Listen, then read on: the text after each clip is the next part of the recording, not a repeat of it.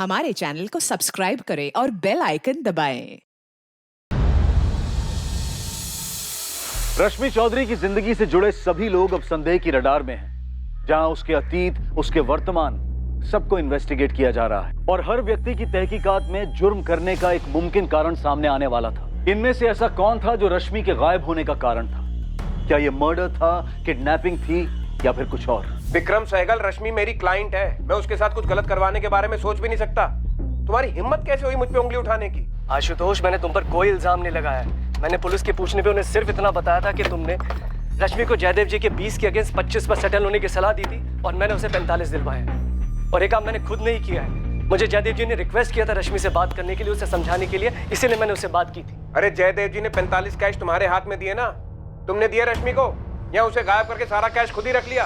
वाह, मेरे एक स्टेटमेंट से तुम्हें पुलिस ने इंक्वायरी के लिए क्या बुला लिया? तुम मुझे ही मुजरिम साबित कर रहे हो। देखो, शुरुआत तुमने की है, ताली एक हाथ से बजती है क्या?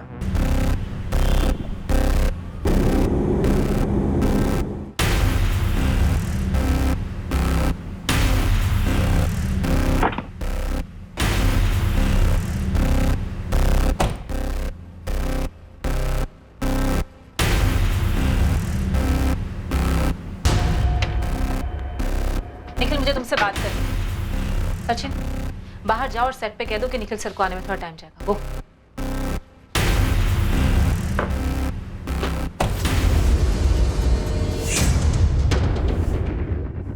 लखनऊ पुलिस से मुझे कॉल आया था। लखनऊ पुलिस ने तुमको फोन क्यों किया? क्या पूछ क्या रहे थे? यही कि तुम्हारा और निखिल आचार्य का क्या रिश्ता है। क्या तुम दोनों शादी करने वाले हो? क्या निखिल रश्मि का जिक्र करता है? तुम्हें पता है कि रश्मि कहाँ गायब हुई है? उनका दिमाग खराब हो गया है क्या? रश्मि के गायब होने से तुम्हारा क्या कनेक्शन? तुम्हारा है। गायत्री, नहीं, मैं जानना चाहती हूँ, क्या तुम्हारा हाथ है रश्मि को गायब करने में? तुम ये बोल भी कैसे सकती हो गायत्री? तुम मुझसे प्यार करती हो ना? निखिल, प्यार अपनी जगह पे है, पर इन सब में मेरा नाम आया। जानते हो इसका मतलब क्या है? मेरे पेरेंट्स मुझसे सवाल पूछेंगे, माय फैंस, मीडिया सब यही कहेगा कि हाईएस्ट टीआरपी शो बेजुबा की मेन हीरोइन गायत्री एक मर्डर एक्यूज निखिल आचार्य से शादी। एक मिनट, मर्डर अक्यूज्ड? मिसिंग से मर्डर अक्यूज्ड? दिमाग खराब हो गया उनका? तुम इतना रिएक्ट क्यों कर रही हो यार? रश्मि ने तुम पे डोमेस्टिक वायलेंस का केस किया है, जिसके चलते तुम्हें डाइवोर्स नहीं मिल रहा और उसकी वजह से हम दोनों की शादी नहीं हो पा रही। तो ये रीजन लग रहा है पुलिस को? सच सच बताओ निखिल कि रीजन क्या है? पुलिस मुझे हिंट दिए जा रही है कि रश्मि को रास्ते से हटाने के लिए तुमने उसका मर्डर कर दिया। उन्होंने लाइफ को कोई क्राइम शो या थ्रिलर फिल्म समझ रखा है क्या? Perfect murder, a mystery. ये स्क्रिप्ट आशीष ने तुम्हें ऑफर की?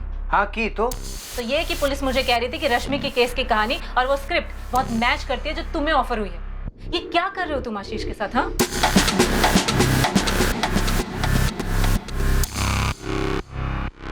निखिल, पुलिस ने मेरी परफेक्ट मर्डर मिस्ट्री वाली स्क्रिप्ट मेल करने को कहा है।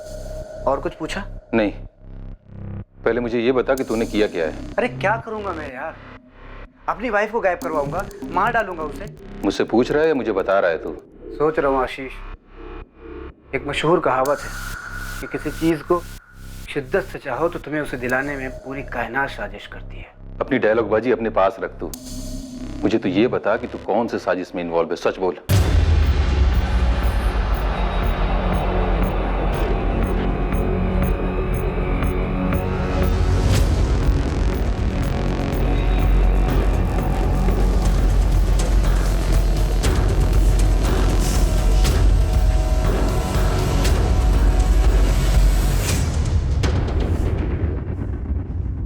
राकेश, तुम्हारे पास कोई पक्का सबूत है जो साबित कर सके कि एक्स कॉर्पोरेटर लक्ष्मण व्यास का हाथ हो सकता है रश्मि चौधरी मिसिंग केस में? सर, कोई पक्का सबूत तो नहीं, पर रश्मि ने अपने बॉस विक्रम को एक ईमेल भेजा था जिसमें उसने लिखा था कि वो किसी बड़े ऑपरेशन पर है। और सर, लक्ष्मण व्यास काफी बड़ा है। हम दोनों को मुसीबत में डाल सके जितना बड़ा है। सर, हम उस पर कोई उंगली तो नहीं उठा रहे। हम सिर्फ इतना जानना चाह रहे हैं कि एनजीओ के उन पेन ड्राइव में ऐसा क्या जिन्हें हासिल करने के लिए उसने अपने आदमियों से उनकी चोरी करवाई। एनजीओ के सारे पेन ड्राइव्स सिर्फ रश्मि के तो नहीं थे। तुम एक काम करो, एनजीओ के मालिक विक्रम को गर्मी दो, कुछ निकल आएगा। कोई फायदा नहीं, माजरा रश्मि को लेकर ही। और सर, वो रश्मि की छोटी बहन खुशबू, मीडिया और सोशल मीडिया दोनों जगह यही कह रही है कि रश्मि का गायब होना एक साजिश है। सर, उंगली हम पर भी उठ रही है। ये रश्मि कोई दूध की धुली तो नहीं थी? बिल्कुल सर, लेकिन गायब अब पूरे चांसेस हैं कि मारी गई। हमें लक्ष्मण को ऐसे पूछताछ के लिए लेना है मानो इनफॉर्मल सी बात हो रही हो। एकदम आराम से राकेश, और तुम डायरेक्टली कुछ मत करना, मैं बात करता हूँ लक्ष्मण से। तुम बाकी संदिग्धों पर जोर लगाओ। Yes sir.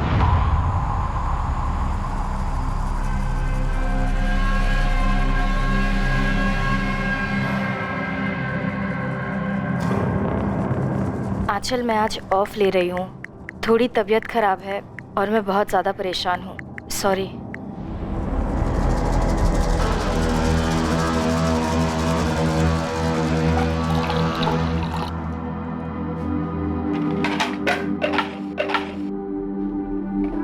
दीदी, एक तो आप अकेले रहती हो, ऊपर से ये पंगे लेती रहती हो। 2 साल पहले तक मुझे तेरी फिक्र रहती, अकेले मुंबई में कैसे होगा, और अब तू। दीदी, मैं मुंबई में एक ट्रैवल एजेंसी में जॉब करती हूँ, सर्विस सेक्टर, और आपका एनजीओ लोगों पे रेड करता है। पता नहीं कितने दुश्मन बन गए होंगे। होता है यार, ये काम ही कुछ ऐसा है, अब क्या कर सकते हैं। मैं आपसे कहना चाहती थी कि ये जो जयदेव है वो सब अपना अपना फायदा देखते हैं खुशबू। लाइफ में बहुत ज्यादा आदर्शवादी बनो ना तो लाइफ आगे बढ़ती नहीं है। कड़वा सच तो ये है कि तुम्हें कोई तुम्हारी ईमानदारी और वैल्यूज के लिए पे नहीं करता है। तुम्हें वही पेमेंट मिलती है जो तुम डिजर्व करते हो, और तुम क्या डिजर्व करते हो सिर्फ तुम डिसाइड करते हो। एक सोशल वर्कर से ऐसी बातें सुनना। गलतफहमी है लोगों को सोशल वर्क के बारे में। ये भी एक करियर है, प्रोफेशन है। हम कोई संत महात्मा नहीं है कि फल फ्रूट खा के जिंदगी बिता देंगे। हमें भी अपनी दाल मखनी चाहिए। तो लो ना, जयदेव अंकल जो ऑफर दे रहे हैं वो ले लो। कोई बुरी रकम नहीं है, 20 लाख। बुरी नहीं ऐसे काम नहीं चलता खुशबू, रकम अच्छी होनी चाहिए, और 1 करोड़ बहुत अच्छी रकम। इतने पैसों का क्या करोगी? हम दोनों यूएस और यूरोप घुमाएंगे, फिर इस पैसे को मल्टीप्लाई करेंगे, फिर 1 और करोड़ बनाएंगे, क्वीन-साइज लाइफ बिताएंगे यार। ये आपकी जिद की वजह से आपको कुछ हो गया ना तो? कुछ नहीं होगा खुशबू, तू डर मत। ये जयदेव जी भी ना बेकार में इतने लालची बन रहे हैं। पता है उन्हें पूरा 60 करोड़ मिल रहा है और उसमें से 1 करोड़ मांग रही है, उसमें भी इतना झिक-झिक कर। वैसे दीदी, झिक-झिक तो आप भी कर रही हैं अपने डिवोर्स वाले केस में। छोड़ दो ना निखिल को, क्यों खींच रही हो? नहीं खुशबू, ये जो लोग कहते हैं ना मूव ऑन करो, आगे बढ़ो, पिछला सब कुछ भुला दो वगैरह वगैरह, ये सारी अच्छी अच्छी बातें तब काम नहीं करती हैं जब आपके साथ भयंकर चीटिंग की गई हो, जो निखिल ने मेरे साथ की। उससे तो मैं सूद समेत वसूली करूंगी। ये अच्छी बातें और कहावतें सिर्फ ग्रीटिंग कार्ड्स, फॉरवर्ड्स और ऑफिस के सॉफ्ट बोर्ड पर जचती हैं, असली जिंदगी में नहीं खुशबू, याद रख। रश्मि कोई आसानी से मानने वालों में से नहीं है। आसान नहीं है उसके साथ डील करना। अगर मैं 25 की जगह 75 में भी समझौता कराता तब भी वो हाँ नहीं करती। पर वो तो 45 में मान गई। ऐसा आपसे जयदेव जी और विक्रम ने कहा ना, खुद रश्मि ने तो नहीं कहा। तो जयदेव जी और विक्रम झूठ बोल रहे हैं? ये तो आप पता कीजिए सर। मैं सिर्फ इतना बता सकता हूं कि रश्मि के दोनों केसेस मैं ही हैंडल कर रहा हूं। एक जयदेव जी के खिलाफ, दूसरा उसके पति के खिलाफ। दोनों केस रगड़ रहे हैं। मैंने समझौते की सलाह दी, लेकिन रश्मि मानने को तैयार नहीं है। मेरे लिए तो सही है, मुझे तो दोनों केसेस की फीस मिलती रहेगी। फिर भी मैंने बड़ी ईमानदारी से उससे बात की थी। निखिल वाले केस की हियरिंग अगले महीने की 4 तारीख को है। जयदेव जी वाले केस की हियरिंग जल्द से जल्द करवाने की कोशिश कर रहा हूँ। लेकिन रश्मि, जयदेव जी 25 के आगे मानेंगे नहीं। आप मेरी तरफ हो या जयदेव जी की? खुद के वकील पर भरोसा नहीं है तुम्हें? तो फिर बार बार मुझे जयदेव जी के बेकार से ऑफर को कबूल करने के लिए क्यों कह रहे हैं? वैसे ही निखिल के खिलाफ केस वापस लेने के लिए कह रहे हैं, क्यों? इसमें आपका क्या फायदा है? मेरा फायदा? रश्मि, अगर दोनों केसेस सेटल हो जाते हैं तो मेरे हाथ से 2 केसेस जाएंगे भी तो सही। मतलब 2 केसेस की फीस जो तुम मुझे बराबर देती आई हो। वैसे वो जयदेव जी कितना दे रहे हैं आपको मुझे 25 में मनवाने के लिए? मैं सिर्फ तुमसे फीस ले रहा हूँ रश्मि। क्या क्या सोचती रहती हो तुम? इतना भी याद रखो कि तुम्हारे जैसे सैकड़ों केसेस में आज तक कोर्ट ने क्या फैसला सुनाया है पता है? कोर्ट जयदेव जी से कहेगा कि रश्मि के लिए दूसरा किराए का मकान ढूंढो, 1 साल, 2 साल, 3 साल का किराया दे दो, और तुम्हें अब भी मकान खाली करने के लिए कहेगा। मैं 1 करोड़ के नीचे कुछ भी नहीं लेने वाली। अरे ऐसी जिद से कोई बात सेटल होगी ही नहीं। और निखिल वाले केस में भी वही रवैया है तुम्हारा। निखिल कितना दे रहा है आपको? देखो, तुम मुझ पे इल्जाम लगा रही हो, फिर भी याद रखो मैं तुम्हारा वकील हूँ। मैं तुम्हें कभी कोई गलत एडवाइस नहीं दूंगा। तो फिर बार बार मुझे किसी भी चीज पे समझौता करने के लिए मत कहो। जयदेव जी से 1 करोड़ रुपए निकलवाओ और उस निखिल को जेल भिजवाओ। इसके बाद जब जयदेव जी और विक्रम ने कहा कि वो 45 में मान गई है, तो मैं यकीन नहीं कर पाया सर। मतलब कैसे करता? तो तुमने पुलिस कंप्लेंट क्यों नहीं की? जब रश्मि से बात नहीं हुई, सिर्फ उसने एक ईमेल भेजा कि जयदेव भल्ला के खिलाफ केस वापस ले लो। सर किस बात की कंप्लेंट करता? वो मेरी क्लाइंट है, उसकी मर्जी, उसकी बात तो मुझे माननी पड़ती। और बात तो तुम्हारी हुई नहीं, ना वो तुमसे मिली ना फोन किया, सिर्फ एक ईमेल भेजा। सर सच कहूं तो उस वक्त मुझे लगा ही नहीं था कि कुछ गड़बड़ हो सकती है। मुझे लगा कि विक्रम ने मना लिया होगा रश्मि को। वो तो बाद में जब उसकी बहन ने शिकायत की तब जाके पता चला कि रश्मि ने अपनी बहन को ही 45 लाख की डील के बारे में नहीं बताया और ना ही उस खुफिया मिशन के बारे में। तो मुझे लगा कि कुछ गड़बड़ है। क्या उसका मर्डर हुआ? वकील मैं हूं सर, ये सवाल तो मुझे आपसे पूछना चाहिए। हम भी जज नहीं, जब तक सबूत सामने नहीं होगा हम कैसे कुछ कह सकते हैं। तो मैं उम्मीद करता हूं कि आप जल्दी से कुछ कह पाए, लेकिन इतना बता दूं कि आप अपनी संदिग्ध की लिस्ट से मुझे निकाल दीजिए। अगर आपको ऐसा लग रहा है कि मैं लालची हो गया और मैंने पैसों के चक्कर में अपने क्लाइंट को कुछ कर दिया है तो आपको गलत लग रहा है। मुझे इस पूरे समझौते का 10% मिलने वाला था और मैं उतने पैसे से खुश था। ये तो तुम कह रहे हो, अब वाकई में खुश थे या नहीं थे ये बताने के लिए इस वक्त रश्मि तो यहाँ नहीं है। तो आप ढूंढिए रश्मि को।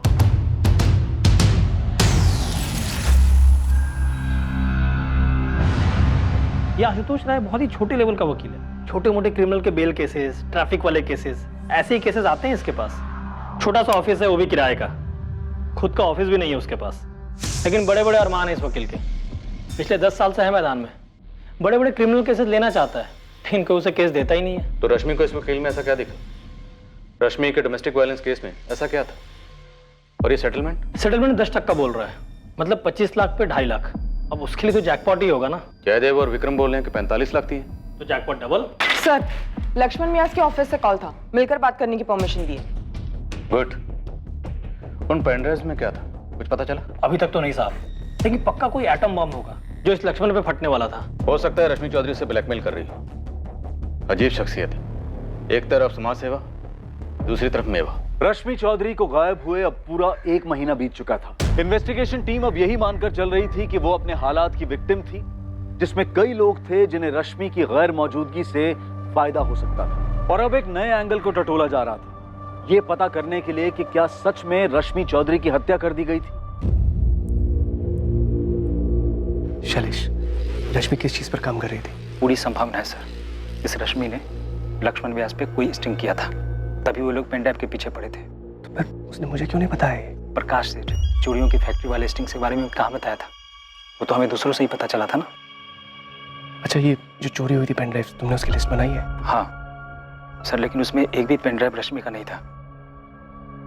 सर, रश्मि अपना कोई भी सामान ऑफिस में छोड़ती नहीं थी।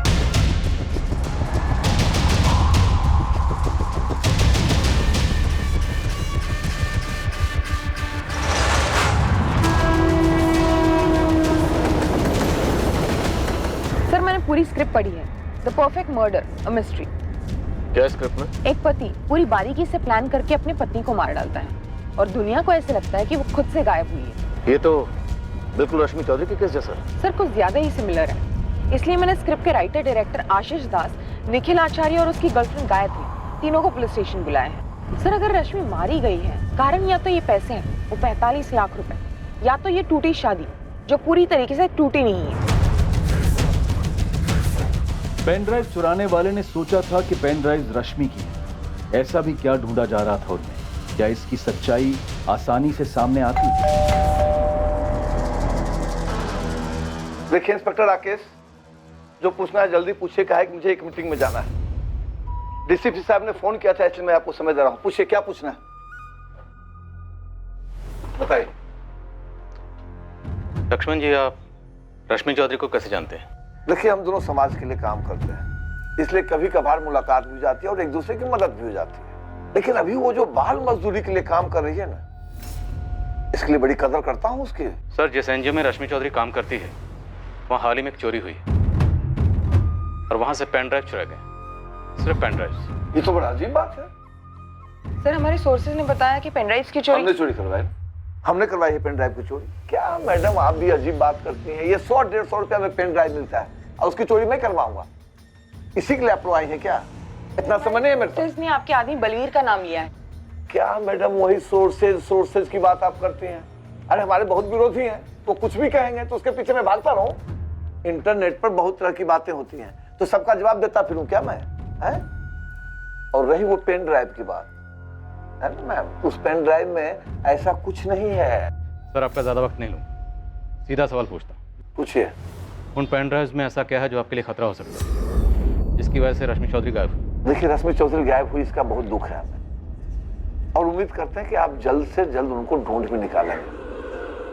और रही पेन ड्राइव की बात, तो पेन ड्राइव में हमारे खिलाफ कुछ हो ही नहीं सकता।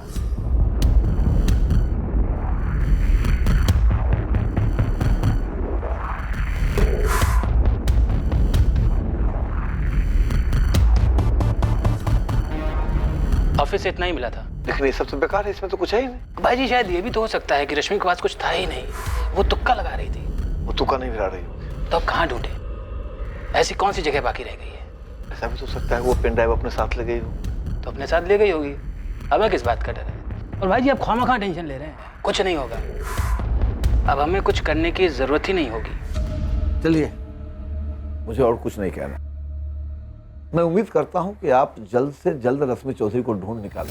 क्या है कि रोज न्यूज़पेपर के हेडलाइन में छपा रहता है कि रश्मि चौधरी कहाँ गायब हो गई, क्या हो गया उसे। और मैं समझता हूँ इसका बहुत ज्यादा दबाव होगा आप पे, समझता हूँ मैं। खैर, जाइए ढूंढिए उसको।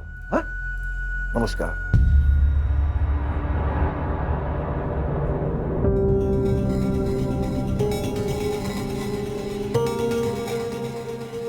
सर जी।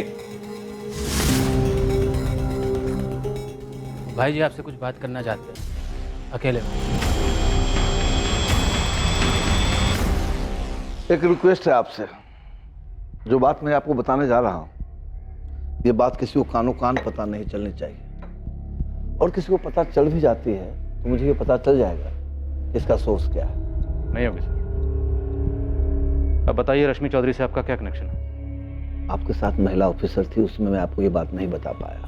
कभी कभी इस फार्म हाउस पे हम औरतें बुलाया करते हैं, और आप समझदार क्यों बुलाते हो?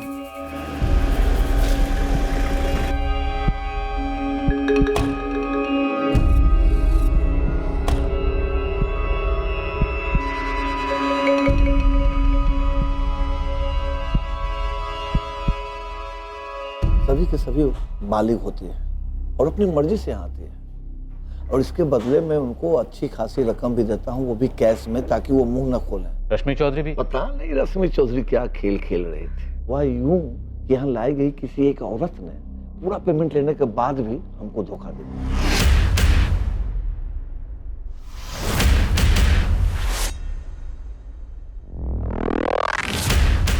फिर मुझे उस रश्मि चौधरी का फोन आता है। रश्मि, तुम मुझे ब्लैकमेल कर रही हो? Laxman ji, video quality, lighting, sound top quality का है। कोई भी बोलेगा कि आप ही हो, और जो आप कर रहे हो, आप क्या बोलो? कौन थी वो? नाम बताओ उसका। आपको सच में लगता है मैं नाम बताऊंगी? देखो रश्मि, सीधे सीधे बताओ क्या चाहती हो तुम? बड़ी हैरत होती है मुझे लक्ष्मण जी, आप मीडिया में औरतों की सेफ्टी, मर्यादा वगैरह वगैरह को लेकर कितने स्टेटमेंट्स देते रहते हैं। वैसे तुम भी तो अपने आप को सोशल वर्कर कहते हो, और हरकतें देखो, एक मामूली ब्लैकमेलर की। और आपकी हरकतें तो अवार्ड विनिंग है ना सर जी। सुनो, एक दूसरे को ताने मारने से बेहतर है कि सीधे सीधे बताओ कितना पैसा चाहिए तुम्हें। कितना दे सकते हो लक्ष्मण जी? भाई जी ये जरूर सुनीता की हरकत हो। जो कोई भी था एक जड़िया था बलबीर। तू ही बता कि कोई ऐसी हिम्मत कर सकता है क्या? हो सकता है रश्मि ने किसी को पहले से ही पट्टी पढ़ा रखी हो। 15 लाख फिक्स हुआ था। पैसे दिए आपने? डील होने के पहले ही वो गायब हो गए। तभी तो हमने पेन ड्राइव हासिल किए थे, ताकि वो किसी और के हाथ में ना लग जाए। हालांकि उस पेन ड्राइव में कुछ था नहीं। वो पेन ड्राइव मैं आपको लौटा दूंगा। जी सर। मुझे लगता है रश्मि चौधरी मारी गई है। क्या है कि जिस तरह से उसको लगता था कि मुझे ब्लैकमेल करके वो कोई जैकपॉट हासिल करेगी, उसी तरह से उसको मारने वाले का भी कोई जैकपॉट दांव पे लगा होगा। लेकिन वो आदमी मैं नहीं।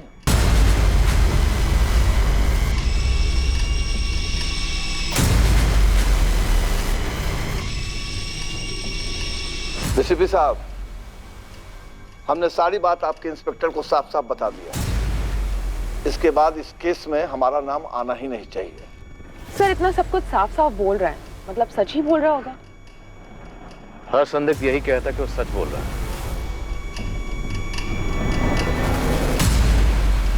मानते हैं सर इसमें हमारी गलती है, लेकिन ये तस्वीर हमारे पास सिर्फ 2 हफ्ते पहले ही आई।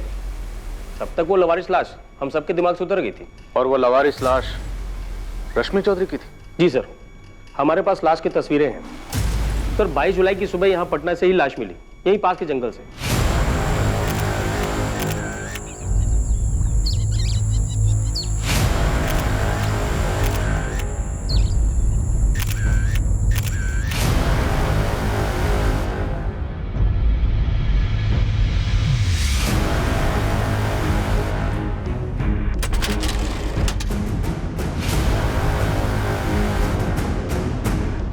पोस्टमार्टम से सामने आया है कि मौत गला घोटने से हुई है, कोई सेक्सुअल असॉल्ट नहीं था। हम लाश की पहचान नहीं कर पाए, बॉडी तेजी से गलती जा रही थी, इसलिए हमने उसका क्रियाक्रम कर दिया। लेकिन अंश हमने बचा के रखे ताकि डीएनए टेस्टिंग में काम आ सके। तो मैं रश्मि चौधरी की बॉडी 22 जुलाई को मिल गई थी, जबकि उसकी मिसिंग कंप्लेंट 29 जुलाई को फाइल की गई। 7 दिन तक किसी को पता नहीं था कि रश्मि चौधरी कहाँ है और उसके साथ क्या हुआ।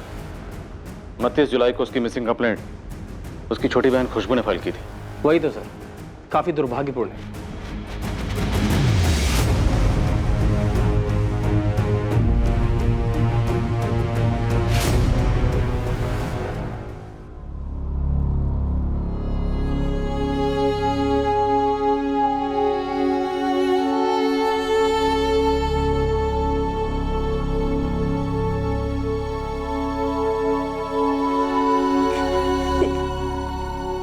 इसका मतलब जब मैं दीदी को कॉल कर रही थी तब दीदी। हाँ, हमें ऐसे ही लग रहा है कि रश्मि का मर्डर यहाँ किया गया और बाद में उसकी बॉडी को पटना के जंगल में फेंका गया। और वो मकान मालिक जयदेव को चिट्ठी और आशुतोष और विक्रम को ईमेल्स सब फर्जी थे। किसी और ने तुम्हारी दीदी के अकाउंट से वो मेल्स भेजे होंगे। और आप लोगों को इसकी भनक तक नहीं लगी? सॉरी खुशबू, हमारे कोऑर्डिनेशन में कमी रही। किसने मारा मेरी दीदी को? हुआ भी पता नहीं चला है और हम कातिल को जल्दी ढूंढ लेंगे। मैं बार बार कहती रही कि मेरी दीदी की जान खतरे में हो सकती है, लेकिन खुशबू मैं मानता हूं हमारी गलती थी और हम शर्मिंदा हैं, लेकिन जिस दिन तुम हमारे पास अपनी दीदी की मिसिंग कंप्लेंट लिखवाने आई थी, तुम्हारी दीदी रश्मि का मर्डर उससे पहले हो चुका था। इतने दिनों से मैं इस ख्याल को आने से रोकती रही, फिर भी आ ही जाता था कि कहीं दीदी के साथ कुछ गलत तो नहीं हुआ होगा। और अब पता चला है कि ऐसा वाकई में हुआ था। सिर्फ संदिग्धों की लिस्ट से काम नहीं चलेगा, मुझे अरेस्ट चाहिए। सर इतना तो पक्का है, जो भी है रश्मि से जुड़ा हुआ है कोई, और मोटिव भी पर्सनल से जुड़ा हुआ है। तो जल्दी से जल्दी अरेस्ट करो कातिल को। मैंने सारे स्टेटमेंट्स पढ़े हैं, निखिल आचार्य का नाम है इसमें। जो सर ये अभी भी हमारे राडार में है। एक्टर वैक्टर है क्या? जी सर। इसमें किसी द परफेक्ट मर्डर मिस्ट्री नाम की स्क्रिप्ट का जिक्र है। सर ये फिल्म निखिल को ऑफर हुई थी। कोई टेक्निकल सबूत है जो इस मर्डर से निखिल को जोड़ता हो? सर ऐसा कोई टेक्निकल सबूत तो नहीं है हमारे पास जो उसे मर्डर से जोड़ता हो। फिर भी उठाओ उसे, मुझे लगता है उसी का हाथ होगा। एक क्राइम शो या मूवी देखी होगी या काम किया होगा और सोचा होगा फिल्मों में हो सकता है तो रियल लाइफ में क्यों नहीं। सर अगर इस निखिल को तोड़ना है तो उसके साथ गेम खेलना होगा। तो खेलते हैं, तो गुलवाते हैं उसी से सब कुछ। क्या रश्मि चौधरी का कत्ल वाकई में उतना परफेक्टली प्लान था जितना नजर आ रहा था? अगर निखिल का हाथ था तो उसका पता करने के लिए निखिल के इर्द गिर्द के लोगों को टटोला गया, उन्हें उकसाया गया। देखिए मैम, आप मुझे डरा रही हैं। परफेक्ट मर्डर और मिस्ट्री की कहानी और निखिल की कहानी कुछ ज्यादा ही सिमिलर है। देखिए मैम, मुझे नहीं लगता कि निखिल मुझसे शादी करने के लिए अपनी एक्स वाइफ का मर्डर करेगा। एक्स नहीं, सेपरेटेड। Yes, separated wife. वो तो तुम कहोगी ही, लेकिन उसके सारे इरादे और प्लानिंग स्क्रिप्ट में। उसने स्क्रिप्ट पढ़ी और अपने प्लान को अंजाम दिया। देखिए आप जिस स्क्रिप्ट की बात कर रही हैं वो तो मैंने पढ़ी भी नहीं है। ऐसा कैसे मुमकिन है कि तुम्हारी स्क्रिप्ट का हीरो दरअसल विलन कहना चाहिए? नहीं, विलन ऐसे प्लानिंग करता है कि दुनिया को लगे कि उसकी बीवी उससे कहीं भाग गई। फिक्शन है सर, टोटल काल्पनिक। और इस फिक्शन के लिए तुमने चुना भी तो किसे? निखिल आचार्य को, जिसकी खुद की जिंदगी इस कहानी का आईना है। सर प्योर कोइंसिडेंस, महज इत्तेफाक है। और क्या हो सकता है मुझे बिल्कुल आइडिया नहीं, सच बता रहा हूँ। हमारी स्क्रिप्ट में तो वाइफ की लाश नहीं मिलती, पर रियल लाइफ में मिल जाती है। सर आप ये सोच रहे हैं कि निखिल ने मेरी स्क्रिप्ट पढ़ के अपनी वाइफ का मर्डर प्लान किया? इस प्लानिंग में तुम भी शामिल हो सकते। सर सच तो ये है कि ये मेरी ओरिजिनल स्क्रिप्ट है ही नहीं, एक हॉलीवुड फिल्म की कहानी मैंने कॉपी किया है। और दूसरी बात ये सर कि जब मैंने स्टोरी निखिल को बताई तो मुझे पता ही नहीं था, बिल्कुल नहीं आइडिया था कि उसकी पर्सनल लाइफ में क्या चल रहा। सच बता रहा हूं निखिल ने सर। तुम्हारी इस हॉलीवुड की कहानी को डॉक्यूमेंट्री फिल्म बना दी। सर आप मेरी बात का बिलीव करो, सच बता रहा हूँ, मुझे बिल्कुल आइडिया नहीं। और मुझे क्या पता था सर कि कोई मेरी स्टोरी पढ़ के अपनी वाइफ का मर्डर प्लान करेगा। अब तो गायत्री को भी तुम बेशक है। डायरेक्टर आशीष को भी लगता है कि तुमने इसकी स्क्रिप्ट चुराई ताकि तुम सच में अपनी वाइफ का मर्डर कर सको। रश्मि के बारे में सुन के मुझे दुख है, और उतना ही दुख इस बात का है कि मेरा नाम मीडिया में उछला है, और इस बात का मेरे करियर पे कितना बुरा असर हुआ है। आप लोगों को आइडिया भी है? करियर की इतनी फिक्र होती ना तो ये मर्डर का रास्ता कभी ना चुनते। ये तुम्हारे अकेले का काम नहीं है, अपने साथियों के नाम बताओ। किसी ने मुझे क्राइम स्टोरी सुनाई और इत्तेफाक से रश्मि के साथ ऐसा हुआ, तो आप लोगों ने 2 और 2 4 जोड़ लिए। आप लोगों को एहसास भी है कि आप लोग स्क्रिप्ट राइटर बन गए हो। लाश को पटना कैसे ले जाया गया? तो मकान मालिक जयदेव भल्ला वो भी शामिल है? देखिए सर, मुझे सिर्फ इतना पता है कि मैं इन्वॉल्व नहीं था, और रश्मि न जाने कितने पंगों में इन्वॉल्व थी। मुझे डिवोर्स ना देना, मकान मालिक का घर ना छोड़ना, न जाने कितने स्टिंग, कितने ब्लैकमेल्स, मतलब उसके कत्ल के दर्जनों कारण हो सकते हैं। Perfect murder a mystery. उसका किरदार अजय भी ऐसे हालात पैदा करता है ताकि दुनिया को ये लगे कि उसकी बीवी के भागने के दर्जनों कारण हो सकते हैं। मैं उस वक्त लखनऊ में था ही नहीं। आपने अपने फोन रिकॉर्ड चेक किए होंगे, एयरपोर्ट और स्टेशन के सीसीटीवी फुटेज भी चेक किए होंगे। किरदार अजय की तरह तुम्हारी प्लानिंग भी काबिले तारीफ है। लैंडलाइन एसटीडी यूज की किराए के हथियारों से बात करने के लिए। लखनऊ आने की जरूरत ही नहीं पड़ी, मुंबई में बैठे बैठे सारी प्लानिंग हो गई और यहाँ काम हो गया। अब चुपचाप अपने साथियों के नाम बताओ। अरे कोई साथीदार नहीं है मेरा, मैं अकेला हूँ और अकेला गया था मुंबई। 4 साल घिस घिस कर मैं इस मुकाम तक पहुंचा हूँ। इससे प्यार हुआ है, लाइफ में सब कुछ सही चल रहा है। बस रश्मि रास्ते का काटा थी। हाँ थी, लेकिन वो मेरी वाइफ भी थी। उससे कभी प्यार भी किया था मैंने, अच्छी यादें जुड़ी हुई थी। डोमेस्टिक वायलेंस का झूठा केस करके मेरा जीना हराम कर रखी थी, लेकिन इसका ये मतलब नहीं कि मैं उसका कत्ल करवा दूंगा या कर दूंगा। रश्मि अब रही नहीं, पर आप लोगों को यकीन नहीं होगा, मुझे दुख है इस बात का कि उसका कत्ल हो गया। निखिल याद रखना, परफेक्ट क्राइम और परफेक्ट मर्डर एक मिथ्या है। हर जुर्म मुजरिम पर पलट के वार करने आता है। ये डायलॉग मैंने कई बार सुना है और कई बार बोला भी है, लेकिन मैं जो आपको भूलने जा रहा हूं ना, वो ना तो आपने कभी सुना होगा और ना ही बोला, और आपने सोचा भी नहीं होगा, क्योंकि आप सिर्फ उन लोगों को टटोल रहे हैं जिनका मसला रश्मि के साथ था। आपकी नजर वहां गई नहीं जहां कोई मसला नहीं था। क्या कहना चाहते हैं? साफ साफ बोलो। खुशबू, रश्मि की प्यारी बहन खुशबू चौधरी, कत्ल हुआ, लाश ठिकाने लगी। उसके 4 दिन बाद मैडम खुशबू आप लोगों के पास आती हैं और चारों दिशाओं में फायर करती हैं। मेरी तरफ, जयदेव जी की तरफ, एडवोकेट आशुतोष की तरफ, उसके एनजीओ के बॉस विक्रम की तरफ, स्टिंग ऑपरेशन की तरफ, और फिर ये सभी एक दूसरे पर निशाना साधते हैं। पर मैडम खुशबू वो आपकी रडार से पूरी तरह बाहर रहती है। तो तुम ये कह रहे हो कि इस खुशबू और रश्मि के बीच कोई छुपा हुआ मसला था? या ये एंगल तुम्हारी स्क्रिप्ट की उपज है? यही एक एंगल है जो स्क्रिप्ट में नहीं है इंस्पेक्टर। स्क्रिप्ट में नहीं है तो क्या नया एंगल जोड़ रहा है?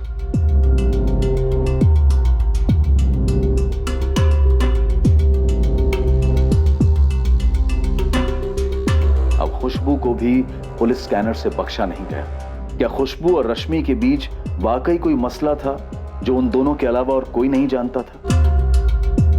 खुशबू ने जब अपनी बहन की खोज शुरू की थी, पुलिस ने उस समय के उसके पदचिन्ह नापना शुरू कर दिए। अब पुलिस खोज रही थी वो मिसिंग कड़ी जो शायद खुशबू को इस जुर्म से जोड़ने वाली थी। ये नई खोज पुलिस को दोबारा से एनजीओ के मालिक विक्रम सहगल से रश्मि के वकील आशुतोष राय तक ले गई, और घूम फिरकर पुलिस फिर से मकान मालिक जयदेव भल्ला तक पहुंची। शक की सुई घूमती जा रही थी, रुकने का नाम नहीं ले रही थी, और कातिल का नाम सामने नहीं आ रहा था। इतने सारे संदिग्ध, कुछ बड़े जाहिर से मकसद, लेकिन फिर भी इस मर्डर केस के मुजरिम की कोई खबर नहीं। क्या यह वाकई में एक परफेक्ट मर्डर था? इस जुर्म को अंजाम देने वाला दिमाग इस जुर्म को सुलझाने वाले दिमागों को मात दे गया था, और यह केस अनसुलझा रह गया। उन कई केसेस की तरह जहां काफी बारीकी की तहकीकात और पूछताछ के बावजूद मुजरिम हाथ नहीं लगता, लेकिन कोई जुर्म ऐसा नहीं है जो परफेक्ट मर्डर होता है।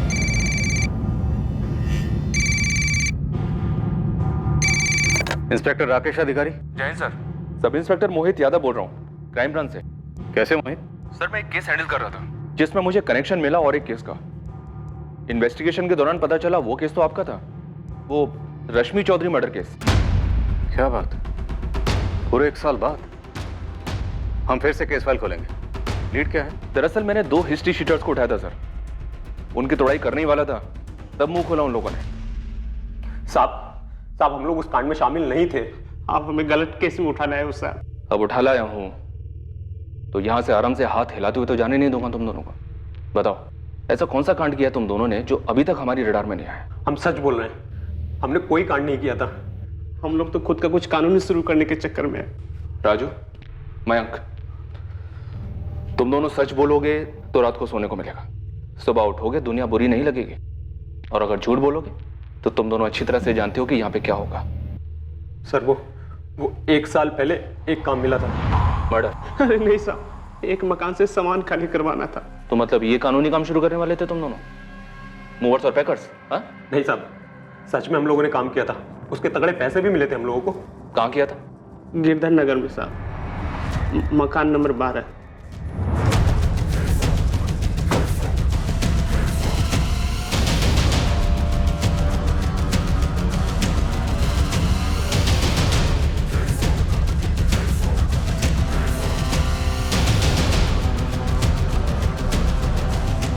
मकान किसका था, डिटेल दो।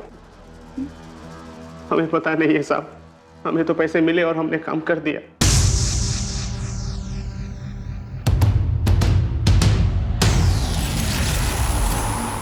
मुझे झूठ से ज्यादा नफरत आधे सच से। सच बोलो, कांड क्या था? साहब यही सच है, हम लोगों को नहीं पता कांड क्या था। साहब हम लोग जो अंदर गए तो मकान खाली था, हमने सामान लिया और गाड़ी में रखा और चल दिए। मकान की चाबी और पैसा किसने दिया तुम्हें?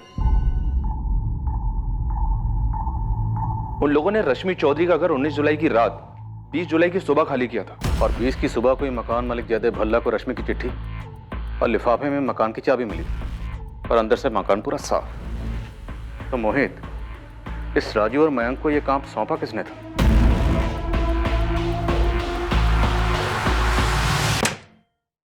Good afternoon Ashutosh. Good afternoon. बैठिए।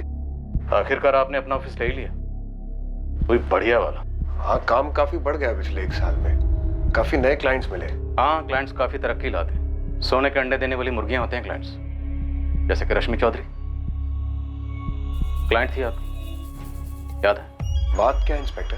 बात 45 लाख के वकील साहब, वही 45 लाख जो जयदेव भल्ला ने वाकई विक्रम को दिए, और विक्रम ने तुम्हारी क्लाइंट रश्मि को दिए, और रश्मि के कातिल ने रश्मि का कत्ल किया और 45 लाख खुद रख ली। ऐसे कैसे? मतलब कौन है? राजू और मैं क्रिमिनल्स हैं। किसी जमाने में तुमने उनकी जमानत करवाई थी, तुम्हें तो याद भी नहीं होगा। हाँ याद है मुझे। क्या हुआ उन्हें? पकड़े गए, सब बोल दिया। मैडम ऐसे कैसे अचानक टिकट कटाकर लखनऊ आ जाओ? आखिर हुआ क्या है? तुम्हारे बहन के कातिलों का खुलासा होने वाला है।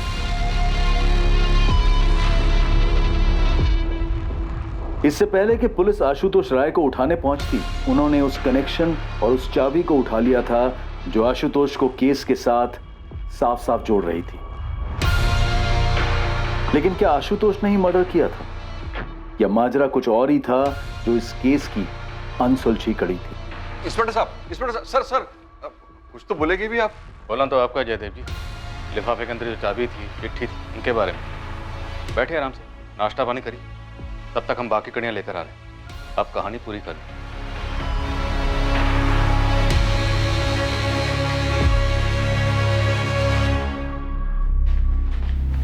शैलेश शर्मा, चलो तुमसे जरूरी बात करनी है। चलो। क्या हुआ मैम, क्या बात है? रश्मि चौधरी मर्डर केस में एक ब्रेक थ्रू मिला है विक्रम जी।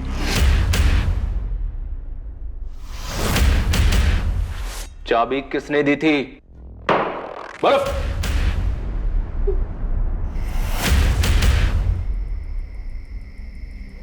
आज के आज करना है, लैपटॉप मेरे हवाले करना, बाकी सारा सामान कहीं जला दो, कहीं फेंक दो, कुछ भी करना करो, लेकिन यहाँ लखनऊ में नहीं। शैलेश, 2 महीने पहले तुमने 8 लाख में फ्लैट लिया, 5 लाख का लोन था, लेकिन फ्लैट की मार्केट वैल्यू है 15 लाख, बाकी के 7 लाख शायद ब्लैक दिए होंगे। शैलेश, मयंक और राजू ने तेरे तक की कहानी बता दी, अब तुझे आगे की कहानी बतानी। तू शुरू हो जा वरना हम शुरू हो जाएंगे। मुझे 10 लाख मिले थे और राजू और मयंक को 50-50 हजार मिले थे। तुझे 10 लाख, उनको 50-50 हजार, 11 लाख, बाकी की 34 लाख। 34 लाख किस किस में बटे? सर कौन कौन शामिल थे मुझे नहीं पता, पर मुझे पैसे वकील आशुतोष राय ने दिए थे। हमने इस केस की सारी कड़ियां जोड़ी सिवाय से एक कड़ी के, शैलेश शर्मा, जो रश्मि चौधरी के ऑफिस में काम करता था। उसे भी रडार में लाते तुम तक 1 साल पहले ही पहुंच जाते। 1 साल से एक केस अनसुलझा रहा है इंस्पेक्टर। कितना जरूरी है कि वापस इस फाइल को दोबारा खोला जाए? हम बात कर सकते हैं? हाँ, जरूर बात होगी, लेकिन रश्मि चौधरी के कत्ल को लेकर। कत्ल क्यों हुआ, कैसे हुआ और कितने लोग शामिल थे? 60 लाख? 60 लाख? अरे बड़ी मुश्किल से 60 पर मान गई है। देखो तुम दोनों जानते हो ये केस तो मैं ही जीतूंगा, सिर्फ मेरा टाइम का नुकसान हो रहा है। इस केस की वजह से मेरे मौजूदा बिल्डर की दिलचस्पी जा सकती है। कुछ तो उपाय निकालो भाई, सबकी लाइफ खराब हो रही है। देखिए जयदेव जी, मेरे साथ तो 60 के नीचे नहीं जाएगी और आपके साथ तो 1 करोड़ के नीचे नहीं आएगी। उसका बॉस है विक्रम, रश्मि उसे बहुत मानती है। आप अलग से मिलिए उसको, अपनी प्रॉब्लम समझाइए। अच्छा समझदार आदमी है, वो मना लेगा रश्मि को। इसमें आप भी ना जयदेव जी, आप भी तो समझदारी दिखाइए थोड़ा। तो प्लान यही था कि जैसे ही रश्मि को 45 लाख मिलेंगे तुम उसे मार डालोगे और सारे पैसे खुद रख लोगे। आशुतोष? हाँ इंस्पेक्टर, यही प्लान था और ऐसा ही हुआ। मैं छोटे मोटे केसेस लड़कर थक चुका था, हाथ में कुछ बचता ही नहीं था। और तुम्हें यहाँ जैकपॉट दिखा? बिल्कुल। देखिए समझौता कितने में भी होता, मुझे तो 10% ही मिलने वाला था।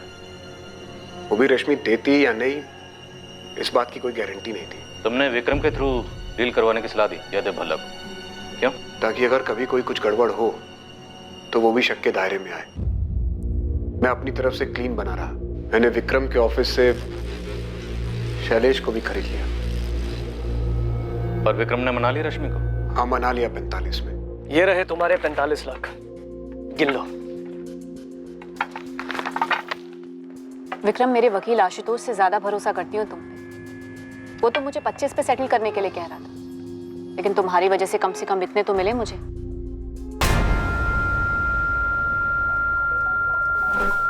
आशुतोष जी, रश्मि को विक्रम जी ने पूरे 45 लाख कैश पकड़ा दिए। और मकान खाली कब कर रही है? कह तो रही थी कि जल्दी करेगी, लेकिन मुझे नहीं लगता कि दूसरा घर मिलने के पहले ये घर खाली करेगी। गुड।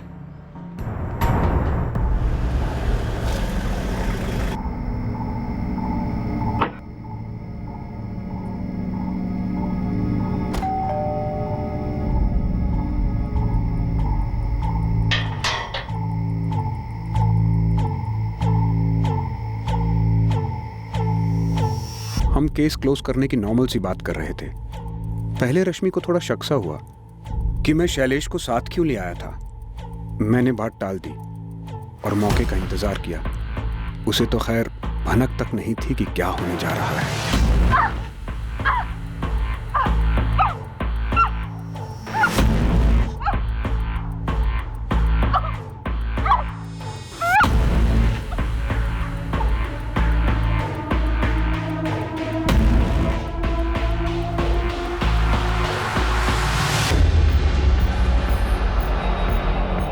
मैं लाश को पटना ले गया और पीछे से शैलेश ने मकान साफ करवाया। शैलेश ने रश्मि के लैपटॉप से उसी के ईमेल एड्रेस से वो 2 ईमेल्स भेजे, एक मुझे, एक विक्रम को।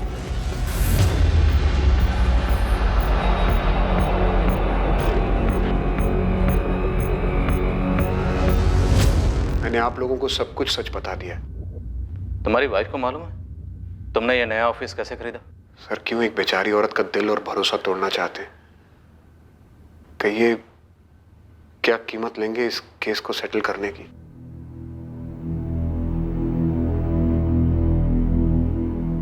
काफी शातिर तरीके से प्लानिंग की थी आशुतोष ने।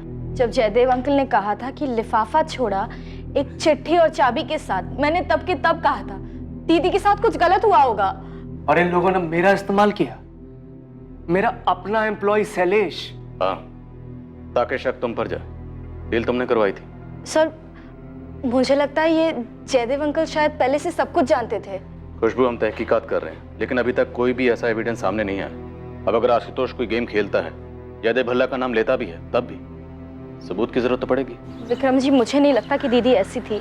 ये ऐसे पैसों के पीछे ये गलत है, ये झूठ है ताकि दीदी को विलेन दिखा सके, ये पूरा केस उलझाने के लिए।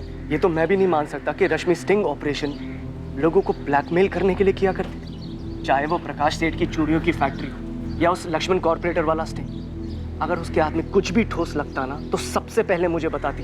पता है, मुझे हमेशा से ये डर था कि एक ना एक दिन दीदी के साथ कुछ बुरा हो सकता है। और एक्सक्यूज मी। हाँ निखिल। खुशबू, मुझे पता चल गया कि रश्मि का असली गुनहगार कौन है। अब तो पूरी दुनिया को पता चल गया है। लेकिन जब उससे बात नहीं हो पा रही थी तो सबसे पहले तुमने मुझे फोन किया था, तो अब क्यों नहीं? Just shut up Nikhil. तुम तो चाहते थे मेरी दीदी को रास्ते से हटाना, किसी और ने हटा दिया। तुमसे ज्यादा खुश कोई और नहीं हुआ होगा। ऐसा नहीं है खुशबू, तुम अभी भी मुझे गलत समझ रही हो। तुम्हारी दीदी से मैंने कभी प्यार भी किया था, सच्चा प्यार। और एक बार दिल से किसी को चाहो ना तो उसके बारे में इतना गलत कभी नहीं सोच सकते हो, कभी नहीं।